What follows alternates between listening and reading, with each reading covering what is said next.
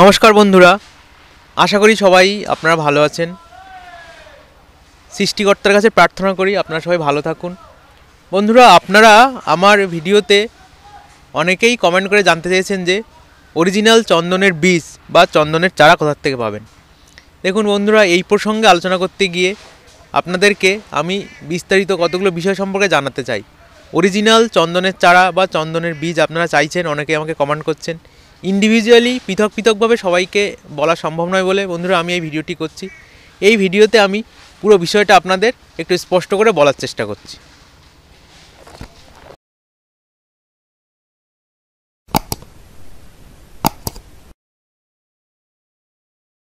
বন্ধুরা, আমার সামনে এটি একটি প্রায় 5-6 বছর বয়সের একটি পরিণত চন্দন গাছ। দেখুন বন্ধুরা, এটা একটা শ্বেত চন্দন গাছ।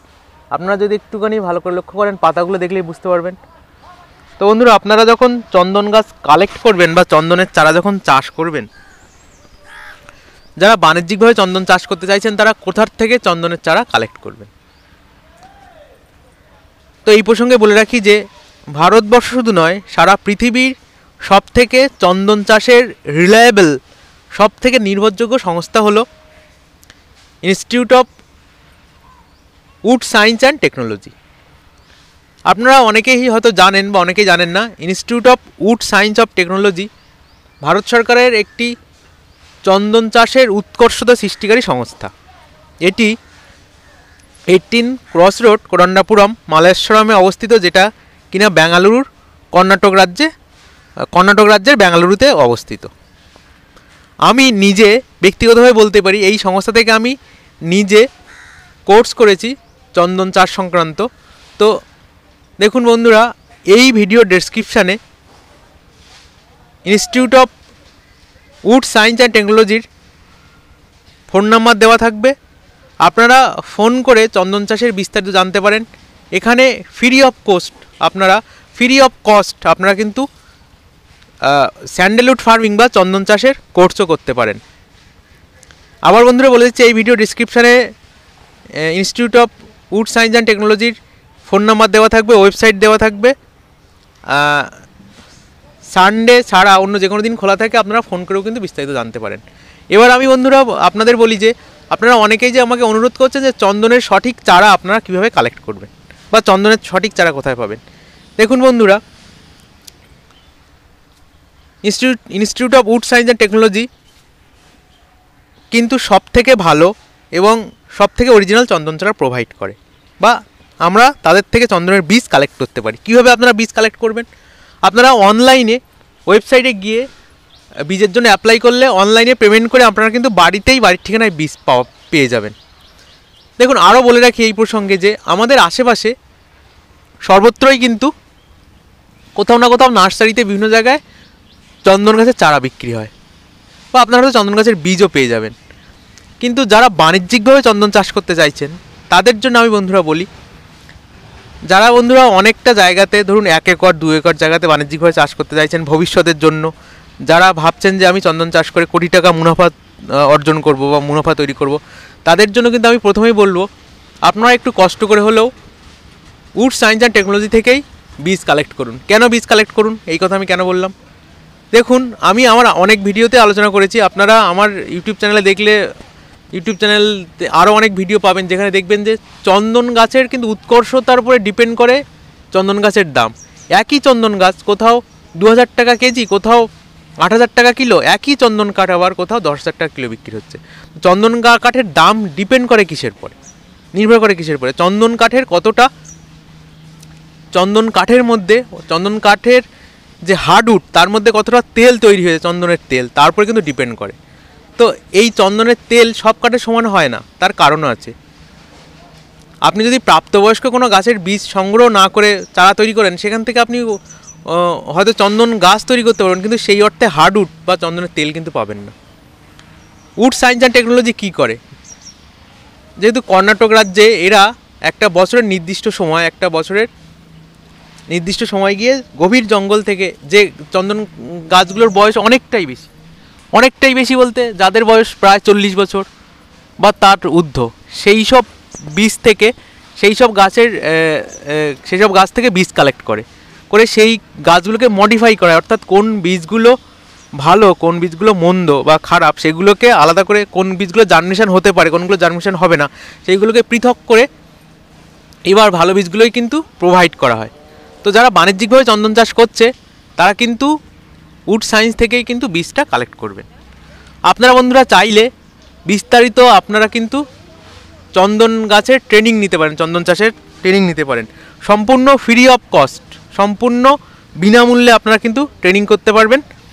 অনলাইন প্ল্যাটফর্মেও ট্রেনিং চালু আছে বন্ধুরা। এবছর এখনও ডিসাইড হয়নি যে এবার ট্রেনিং অনলাইনে হবে বা অফলাইনে হবে। ফেব্রুয়ারির 14ই ফেব্রুয়ারি অর্থাৎ ফেব্রুয়ারির 14 তারিখ থেকে ট্রেনিং শুরু হবে। আপনারা ওয়েবসাইটে গিয়ে বিস্তারিত জেনে নিতে পারেন। যারা চন্দন চাষ করতে চাইছেন তাদের জন্য বলছি, চন্দন বর্তমানে একটি উল্লেখযোগ্য বাণিজ্যিক কৃষি। যে কোনো কারণেই হোক আমাদের রাজ্য পশ্চিমবঙ্গে কিন্তু চন্দন চাষ সেভাবে বিস্তার লাভ করেনি বা চন্দন চাষ সম্পর্কে সেভাবে তেমন জনমানুষের প্রচারও হয়নি। চন্দন চাষের জন্য আলাদা বিশেষ মাটি দরকার হয় না। যে কোনো মাটিতে, রেড সয়েল বলুন, ল্যাটেরাইট সয়েল বলুন, ব্ল্যাকি সয়েল বলুন, কিছুটা অ্যালকালাইন সয়েল বলুন বা কিছুটা স্যান্ডি সয়েল বলুন, যে কোনো সয়েলে কিন্তু চন্দন চাষ করা যায়। যেহেতু চন্দনের গাছ বা চন্দনের চারা, চন্দন গাছ কিন্তু একটা জঙ্গলের উদ্ভিদ, গভীর ঘন জঙ্গলে চন্দন চাষ হয়। মূলত দক্ষিণ ভারতেই চন্দন চাষের বেশি আমরা দেখতে পাই। সেজন্য আপনি কিন্তু যে কোনো জায়গায় চন্দন চাষ করতে পারেন।